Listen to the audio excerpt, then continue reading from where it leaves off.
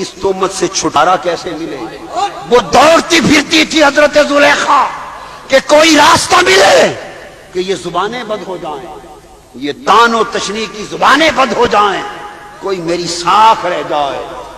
اس زلیخا کی خوش قسمتی کہ کسی روکھے اور خشک مولوی کے پاس نہیں گئی۔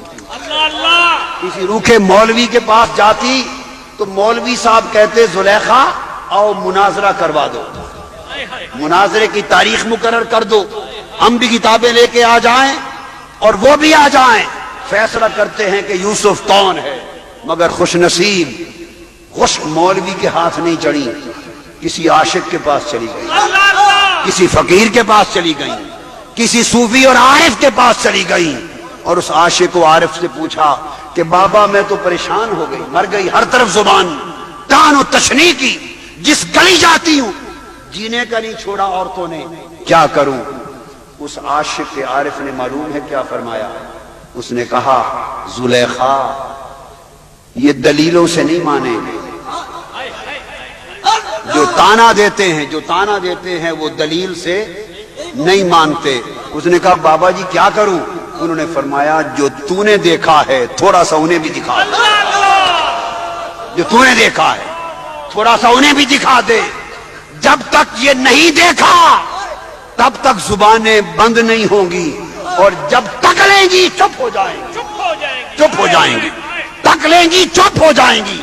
حضرت یوسف کے قدموں پر گر پڑی، عرض کیا آپ کریم ہیں میری لاج رکھ لیں۔ اور ایک دن پردہ اٹھا کر چہرے سے زنان مصر کے سامنے سے گزر جائیں، ان کی ہاتھ میں پھل دے دیے، چھریاں دے دیں، کہا جب حضرت یوسف چہرے سے نقاب پلٹے پھل کاٹ کر کھا لینا۔ ادھر حضرت یوسف سے کہا آپ ان کے سامنے سے گزرے تو نقاب پلٹ لینا۔ حضرت یوسف گزرے، نقاب پلٹا، وہ چھریاں چل گئی، پھل گر گئے، انگلیاں کٹ گئی، خون بہ گئے، مگر خبر نہ رہی کہ کیا کا کیا ہو گیا، خبر نہ رہی کہ کیا کا کیا ہو گیا، خبر نہ رہی کیا کا کیا ہو گیا۔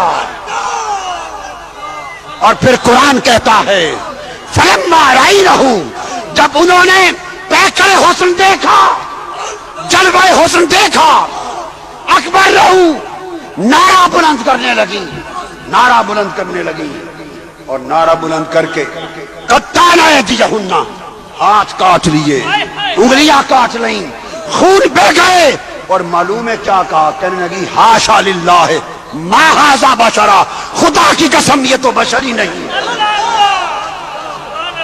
خدا کی قسم یہ تو بشر نہیں ہے۔